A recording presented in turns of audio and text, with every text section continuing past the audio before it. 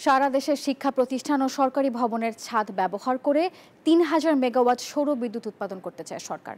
সরকারি বেসরকারি অংশীদারিত্ব কিংবা পিপিপি পদ্ধতিতে ডিসেম্বরের মধ্যেই এই প্রকল্প বাস্তবায়নের পরিকল্পনা সরকারের। তবে এই প্রকল্প বাস্তবায়নে অর্থায়নকে বড় চ্যালেঞ্জ হিসেবে দেখছে বেসরকারি গবেষণা সংস্থা সিপিডি।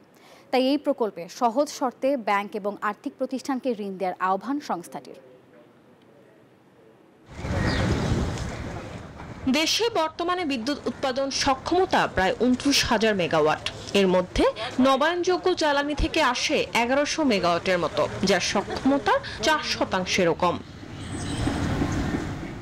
এমন বাস্তবতায় নবায়নযোগ্য জ্বালানির উৎপাদন বাড়াতে ন্যাশনাল রুফটপ সোলার প্রোগ্রাম হাতে নিয়েছে সরকার। এই প্রকল্পের আওতায় দেশের প্রায় ১.৫ লাখ শিক্ষা প্রতিষ্ঠান ও সরকারি ভবনের ছাদে সোলার প্যানেল স্থাপন করা হবে, যার মাধ্যমে আগামী ডিসেম্বরের মধ্যে ৩,০০০ মেগাওয়াট বিদ্যুৎ উৎপাদন আশা করছে সরকার।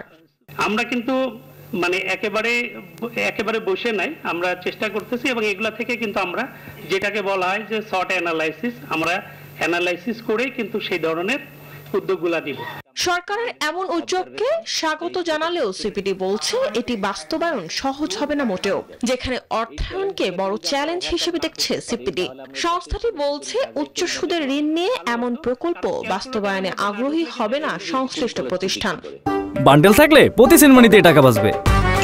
বিকাশ সেনমানি বান্ডেল কিনে জিতুন প্রতি লেনদেনে। তাই ৩% সুদে ঋণ বিতরণের আহ্বান সিপিডির। তাড়াহুড়া করতে গিয়ে সরকারি প্রকিউরমেন্ট প্রক্রিয়া যাতে কোনোভাবে নয়ছয় করে আবার কারো যাতে পকেট ভারীর কোনো উদ্যোগ যাতে এটি না পরিণত হয়, সেই জায়গাটিও কিন্তু সতর্ক থাকার প্রয়োজন রয়েছে।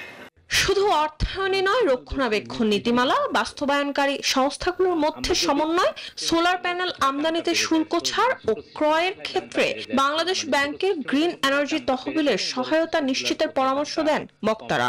গভর্নমেন্ট বা বাংলাদেশ ব্যাংকের একটা বিশেষ রোল থাকতে হবে। বিল কালেকশনটা ইউটিলিটিকে করতে হবে। Customs duty levy should be IPP প্রজেক্টের মতো যদি 1% করা যায়, তাহলে ওখানে যেটা পেব্যাক পিরিয়ড আমরা 15% দেখেছি, ওটা হয়তো একটু নেমে আসবে। ২০৪১ সালের মধ্যে মোট বিদ্যুতের 40% নবায়নযোগ্য উৎস থেকে আসার লক্ষ্যমাত্রা থাকলেও এ পর্যন্ত তা 4% পূরণ হয়নি। মশলাটা আজকে করছি এটা যাতে সাকসেসফুল। মরিয়ম আজিজ মোরে, নিউজ 24, ঢাকা।